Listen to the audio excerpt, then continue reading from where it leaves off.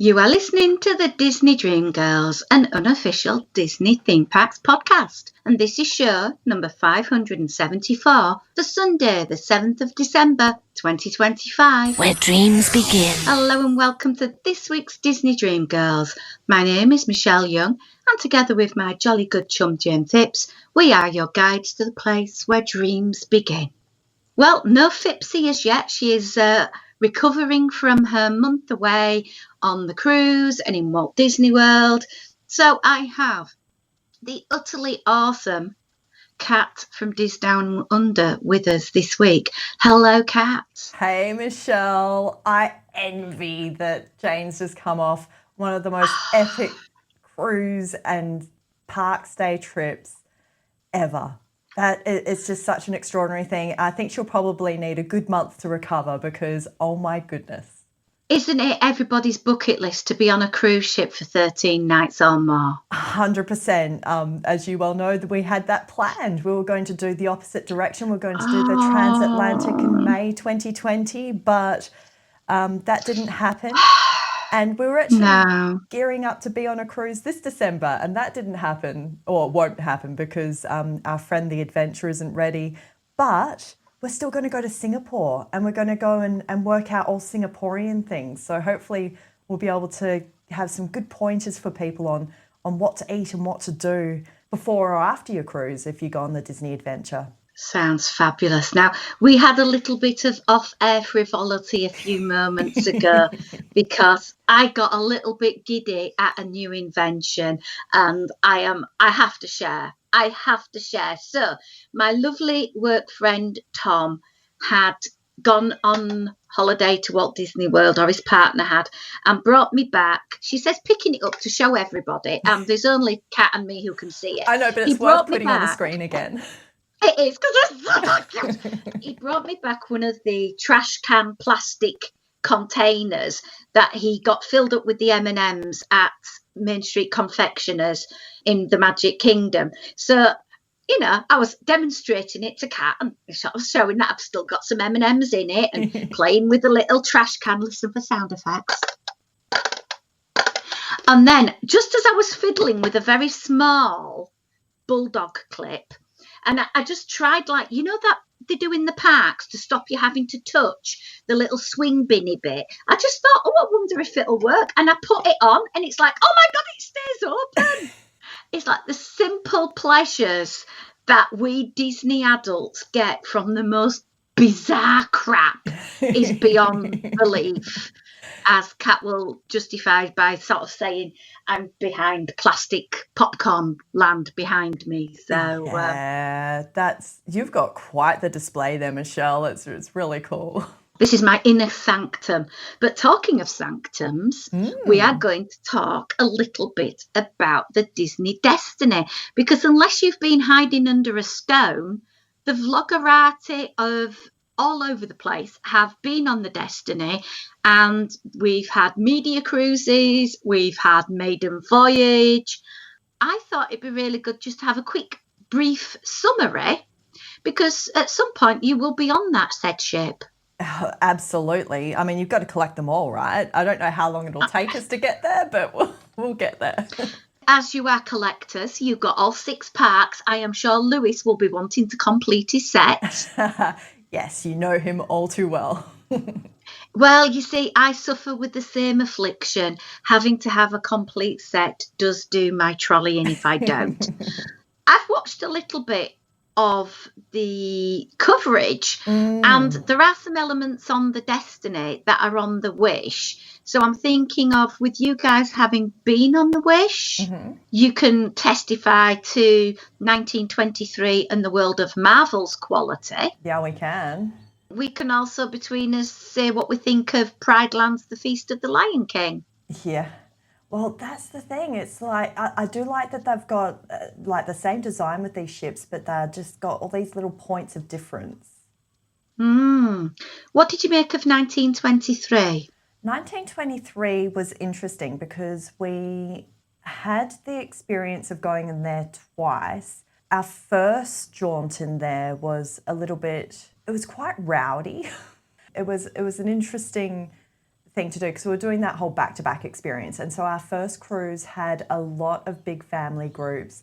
And so our first trip into 1923, it felt like all of the tables were configured to accommodate very big groups. And as a result, it felt more like a school dining hall, like maybe that kind of experience. And obviously, like the ambience with the big family groups was quite loud. It wasn't what I had anticipated from the videos that we'd had prior to going into boarding the ship. So for me, I was just like, I don't know whether this is my favourite restaurant ever at all. And I kind of expect it to be the middle ground between the rotational dining and the upcharge restaurants. I thought it was kind of going to sit there. And on our second dining experience, we got there. It was configured to much smaller table settings. So I think probably the biggest group was a group of 8 in the area that we were in. It felt a lot less commercial and a lot more refined.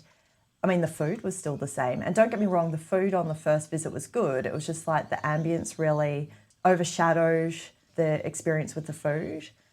It's a whole experience, isn't it, when you go dining? It's about the setting around you. It's about what you're served. It's about who's serving you, you know, the experience that you have with that as well. But having all that gorgeous artwork and all those little tributes was definitely worth experiencing. You know, that moment of just like taking it in as you walk through the restaurant as well. World of Marvel? World of Marvel. How much fun is that? Now, I haven't really caught any videos of the Disney Destiny side of things because I believe that they've changed. It's a slightly different storyline in their restaurant. But we had Ant-Man and the Wasp and it was great. It was just so much fun having them pop up. And the food was tasty but fun at the same time. I think they really nailed it with that restaurant, that's for sure. And having the, you know, there's a bit of interaction with the lamps that you've got to press buttons on during the actual, like the main part of the show. I think there's something really fun about it. Whereas I'm on the completely other camp to you, where unless it was Deadpool, which I would just so adore, absolutely, that would be little kiddies, time to go to the kids club, let's have Deadpool in.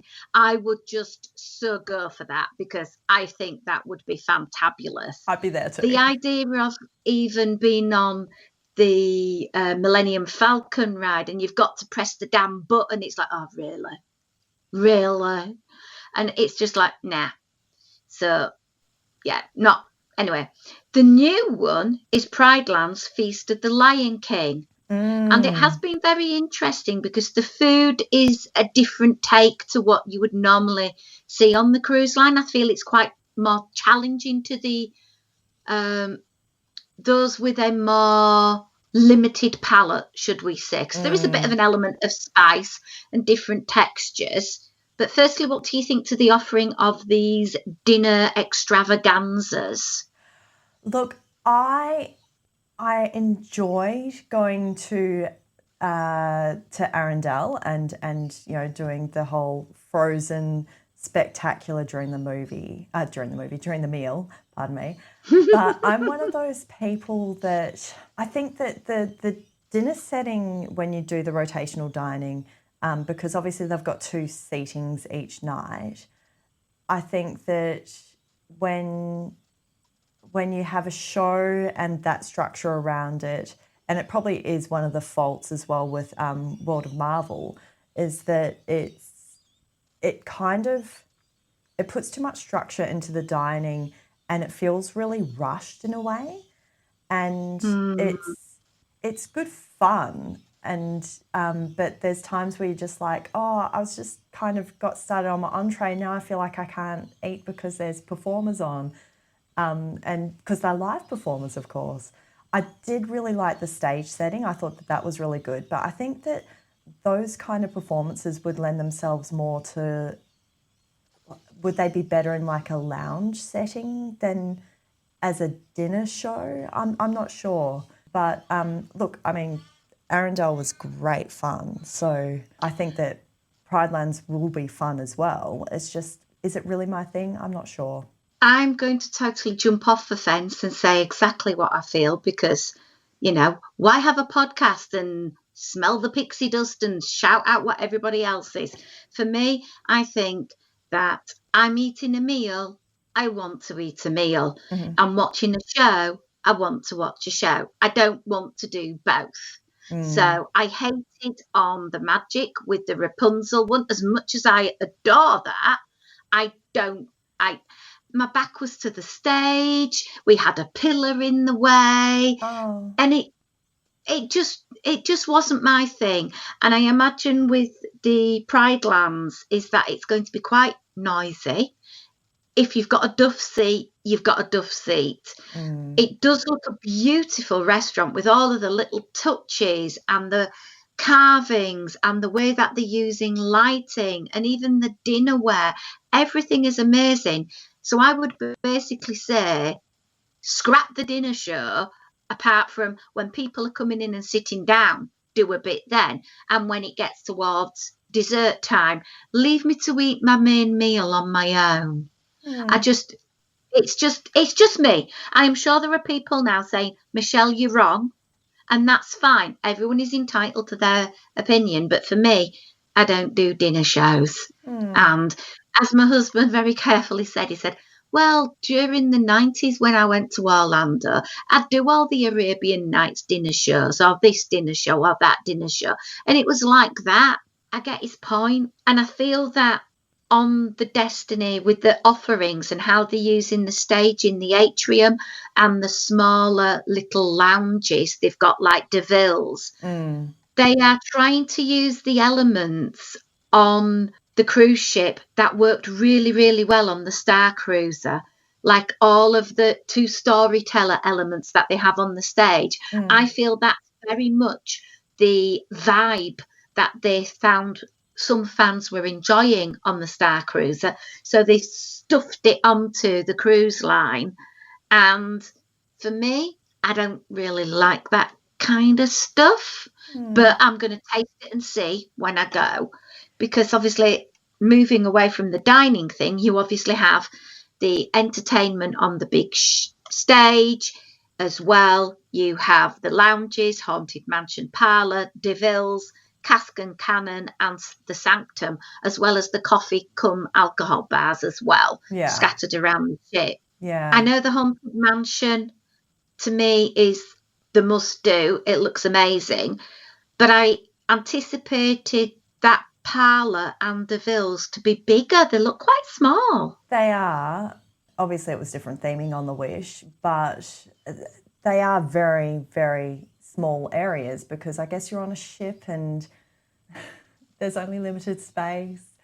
I mean, I was honestly really, really surprised that we saw the Inner Sanctum the Sanctum, sorry, not the Inner Sanctum, in the space that it is, because I would have thought they would have put that in where the Hyperspace Lounge is on the Wish or where the Haunted Mansion Parlour is on the Destiny. But it's not what the direction that they took it in. They put it into that middle bit. So I don't know how they can call it the Sanctum when it's literally midship with two walkways on either side. Yeah, it doesn't have that sort of all-encompassing feeling. And for me, the sizing of DeVille's reminds me of Pink on the Disney Fantasy, the little piano bar where we did the champagne tasting, where I got a little bit giddy. Yeah. A little bit giddy. Yeah, it is very similar, of course, on the Wish. Oh my goodness, I can't think of what the name is on the Wish. That's terrible. But it's this gorgeous little piano bar and Pianos. Yes, it's gorgeous, but I just question why they went in the direction they went in. I am glad that they've got some really cool children's spaces so that the children can fill out those children's spaces to enable everybody else to have the more adult experience who are there without children. So for me, that's yay. And I will enjoy going on an open house and riding on the slide. That slide does look epic. And I think that is one thing that Disney do continue to nail, is that they've got these fabulous kids only areas that are so great that the kids don't even want to see their parents during the cruise a lot of the Yeah. time. It's quite cute, some of the conversations that you see, just going, okay, we can do this, but then I'm going back. This is like, oh my goodness, these kids have got a little schedule of their own. And I like you know. said, it really enhances the experience for adults because they are off doing their thing. The adults get to do their own thing, and whether that's in the adults 18 plus areas where you can go and lounge in the pool and just really chill out without the kids being there. But then there's times when there's kids around, and yeah, it's good. It's a really nice balance. So the funniest thing I've seen, and I'm even laughing now thinking about it because it was so hysterically funny. An unnamed Disney vlogger went down the said slide, and I think they were taken aback by how quick they went down the slide Oh no. and literally went a little bit too fast. And it was so funny, and I felt awful for laughing, but it was so funny. And I think they took it in good humour as well, so all is good and nobody was injured. No. But it did remind me of when the kids at school made me go down the slide at school, and I flew down it and landed on my coccyx, and it was like bruised for like 6 weeks, and I was like trying to get up looking like I'm really cool in my nice pretty sort of unicorn print dungarees, all cool Mrs. Young, and I'm like, yeah, I'm fine. I just want to go around the corner so I can sort of say something I don't want to say in front of you. I think there's a lesson for adults there. I think that, slides are fun, but we are a little bit heavier than we used to be when we were small children. So we do need to watch that. Monkey bars, I can definitely tell you that you need to be careful because it's weird. It was like when you're a kid, you could just jump onto monkey bars, but as an adult, you just need to be a bit careful when you start, trying to do these things again because your body's just not as, I don't know, capable. This gives an insight into who goes to the gym the most here. Kat's comparing herself to somebody using monkey bars. I'm going to use the analogy getting up off the sofa. Stop it. It does take a while these days. I am feeling my age. So, hey ho. Something that caught my eye moving away from the cruise ship. Obviously, we're on the lead up to Christmas. Everything's getting purely magical and cinnamon scented and peppermint scented and amazing. Oh, before you move on from peppermint scented, we had Christmas Kit Kats the other day. They're white chocolate and have the little hundreds and thousands in them, but they're peppermint. And as soon as you crack open the wrapper, you get the really intense peppermint vibes just floating out into the atmosphere around you. It's so Christmassy, it's not funny. I just don't understand people pairing peppermint with white chocolate. Nor do I, but it tastes delicious. White chocolate is the work of the devil. It is. It doesn't have any chocolate in it at all. This is how sad I am. I was thinking as you were telling me about this, wondering whether it was going to have Dalmatian spots on it because it's a link to DeVille's. No, sorry, it was the peppermint link. I had to get it out. You see, once an armchair Imagineer, always an armchair Imagineer. Christmas in Walt Disney World, this year I am feeling it so badly. I want to be there over Christmas. I can't be there over Christmas. I've got to be a very sensible grown-up and think, no, Michelle, you have got a half finished decorating of the house to do because you've got these Australians coming over and you can't be having them seeing holes in the carpet and unwallpapered walls. So I've got to be a big girl and say, no, I'm not going to spend any more money on going at Christmas. But I really want to go next year because Disney, particularly Disneyland, to me, at Christmas is the most magical experience. And I think the good thing that you have in Walt Disney World is that after the last Christmas party on the 21st, kaboom, the Christmas parade is available in park through the day at 12 noon and 3 p.m. So you don't need to have the extortionately priced Mickey's Very Merry Christmas Party ticket because you can just go a couple of days later and you get to see it all the way up to the 31st of December.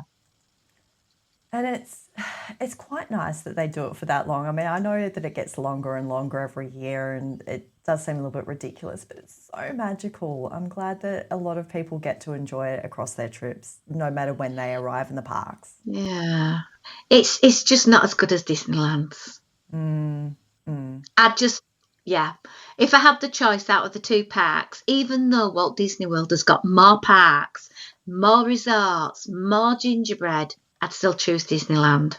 I'd love to do it one year. I think that Perth and LA have very similar weather, and so it'd be nice seeing like a milder American Christmas. The weather, because it gets a little bit of a chill and you have to wear a coat on a night, and it's snowing on Main Street, and it just takes me back to last year where I had that perfect Boxing Day in Disneyland, and we were just there for the day, and we did what we wanted to do, and we managed to get reserved seating to watch the fireworks and see the parade during the day, and sneak into Club 33 and have a burger and buy some merch and buy some other merch and eat loads of gingerbread and get a candy cane. It was just the best Christmas. Yeah, I remember following along, and it just seems so magical.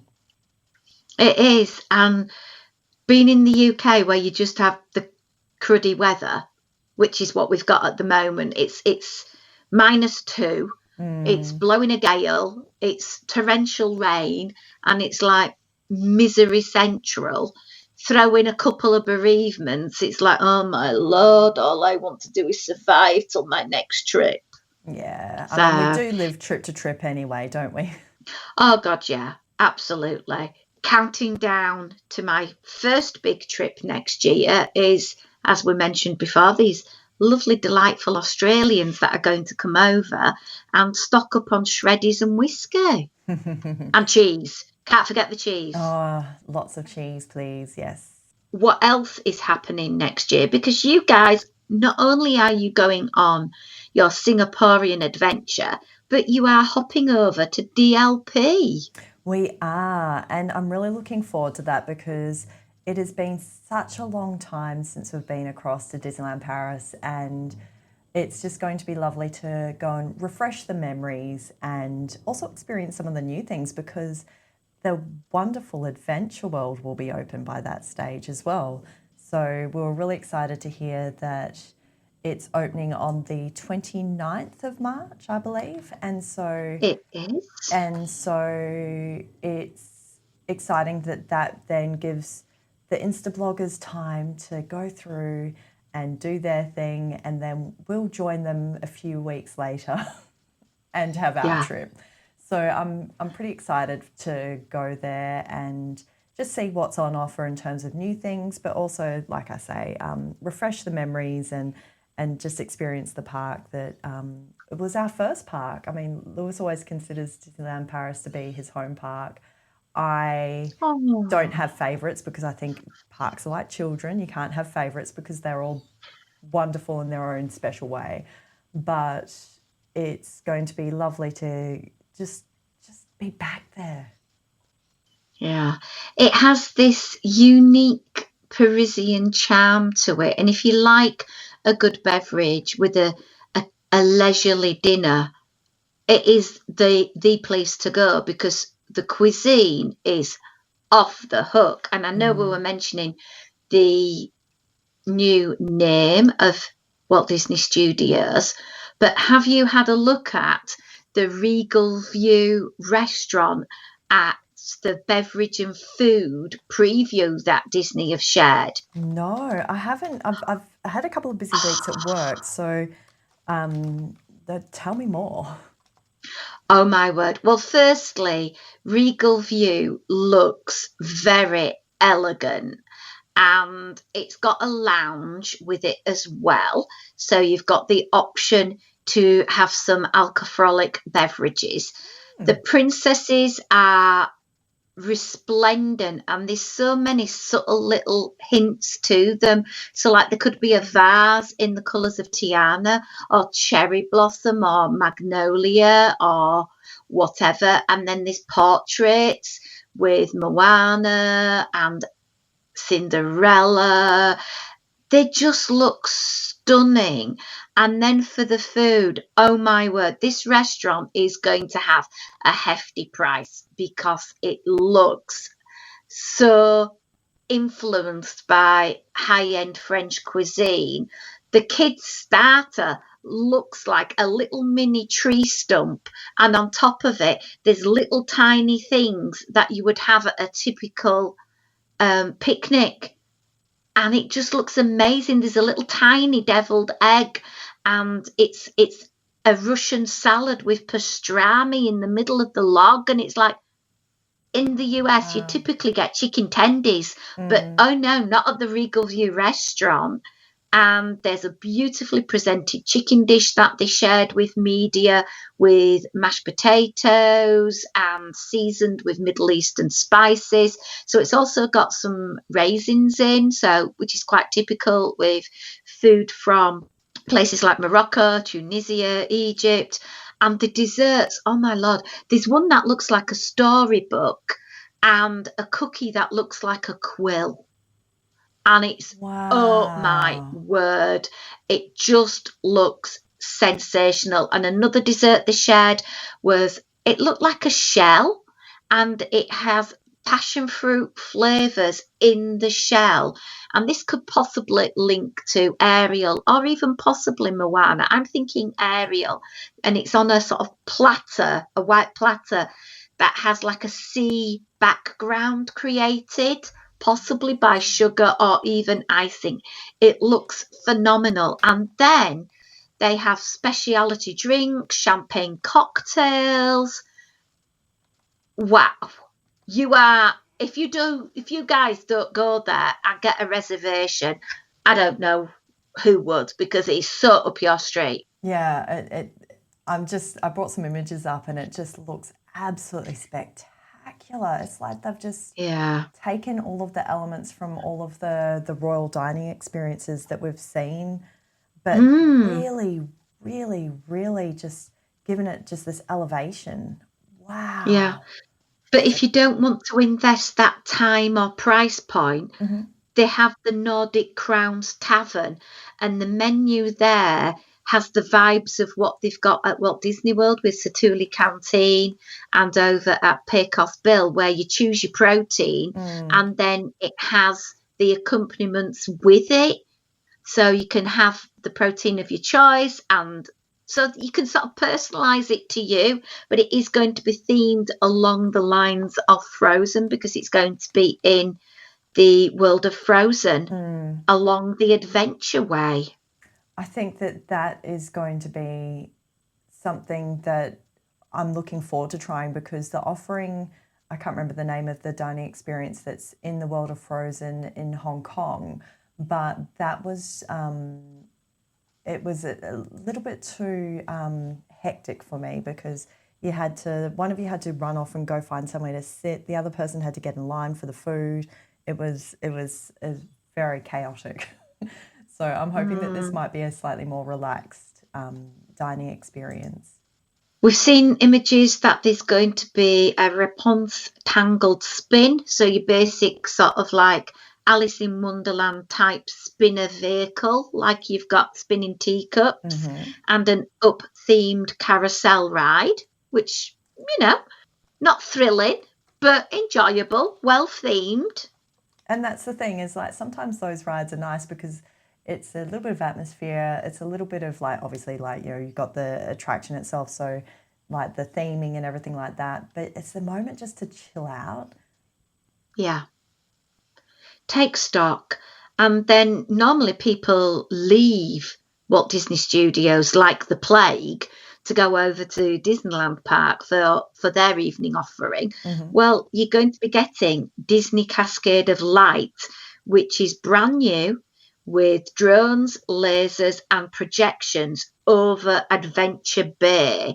So this is giving me the vibe of a space, maybe not as expansive as in Epcot, but that sort of feeling where you can get a lakeside spot and look up in the air for these spectacular show, because Disneyland Paris do drone shows amazingly, and I am at a loss why Walt Disney World haven't done anything with it apart from that one-time summer offering the other year that they did at Disney Springs, because they've got the tech, so why not utilize it? Because that show at Disney Springs was so well attended and was fantastic.